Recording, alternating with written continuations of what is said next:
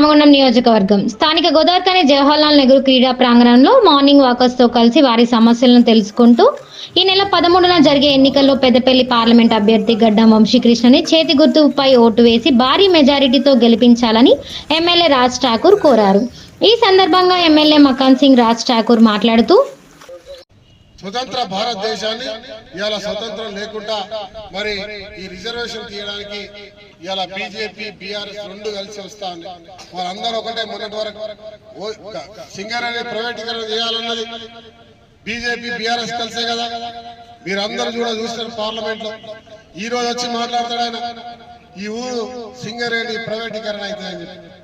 సిగ్గుందా నోరా, అది తాటి పట్టనా నాలుగనా అని అడుగుతున్నారు. మీరందరూ కూడా గమనించాలి. బండ అబద్ధాలు ఆడి ఈ ఊరు పూర్తిగా విధ్వంసానికి గురవుతుందని చెప్తాడు ఆయన. ఆయన చేసింది ఈ ఊరిని బొందల గడ్డ. ఆ కనబడే గుట్టలు ఆయన చేసిన పుణ్యమే. దాంట్లోకెళ్ళి వెళ్ళే దుమ్ము, దాంట్లోకెళ్ళి వెళ్ళేటువంటి విషవాయులతో చచ్చిపోయేది మనం. దానికి కారణం కేసీఆర్.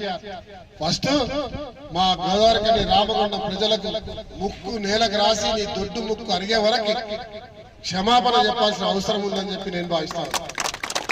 ఎందుకంటే మనకు తీరని అన్యాయం చేసిండు. రామగుండంలో పౌరస్తేలే, ఒగ్గుబాయిలను ప్రైవేటీకరణ చేసిండు, చనిపోయాలను ఆదుకోలే, దోపిడీ జరుగుతుంటే చూస్తూ కూర్చున్నాడు. ఇలా అధికారంలో ఉండి నిరుద్యోగులకు ఉద్యోగ అవకాశాలు కల్పించాలి, వారి బాగోగులు చూడలే, పేదవారికి ఇల్లు ఇవ్వలే, ఇల్లు కట్టిన ఇళ్లకు కూడా పేదవారికి ఇచ్చినట్టు ఇచ్చి దాన్ని కూడా ఆపిపెట్టడం జరిగింది. రైతులకు ఇచ్చిన భూములు గుంజుకున్నారు, రైతులకు నీళ్ళు ఇవ్వలే, పండించిన ధర కలిగలే. ఇలా ఒక్కొక్క క్వింటాల్కు 14 కిలోల కోత కోసారు.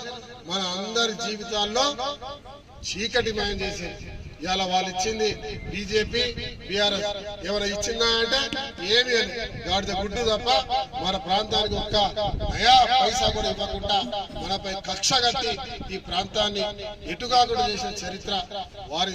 మరి ఈరోజు మా సోదరుడు వివేక్ గారి తనయుడు వెంకటస్వామి గారు పనమడు వంశీని ఎంపీగా తీసుకొస్తా ఉన్నాం. నాకు విశ్వాసం ఉంది. ఇదే స్టేడియంలో మీకు అందరికీ తెలుసు, కేసీఆర్ నిలబడి అక్కడే మాట్లాడి వ్యంగ్యంగా మాట్లాడి.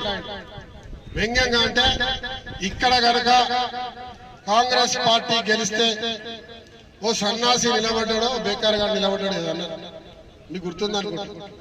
నాకు మన పెద్దవాడు ఏదో పడితే మాట్లాడుతాడు. తాత మనల్ని ఎప్పుడు కూడా తిడతా ఉంటాడు కదా, ఇంకా బూతులు తిడతాడు.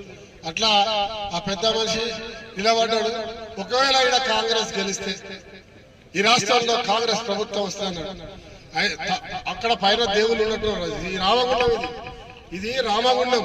ఇక్కడ రాముడు సీత మన తల్లిదండ్రులాగా, వారి వంశం మనది. ఇక్కడ రాముడు ఉన్నాడు. ఎవడైనా మాట్లాడితే రాముడు అని తదాస్తు అంటాడు. అప్పుడే అన్నాడు, నేను ఎమ్మెల్యే అయిపోయినా కాంగ్రెస్ గెలిచింది, ఈ రాష్ట్రాల్లో కాంగ్రెస్ ప్రభుత్వం వచ్చింది.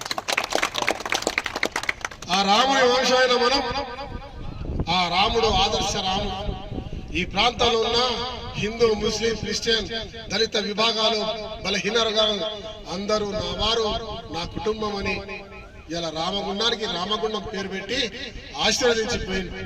దుర్మార్గులు, రాక్షసులు, రావణస్తులు కొన్ని రోజులు వస్తారు. ఈ 60 సంవత్సరాల కాలంలో అదే జరిగింది.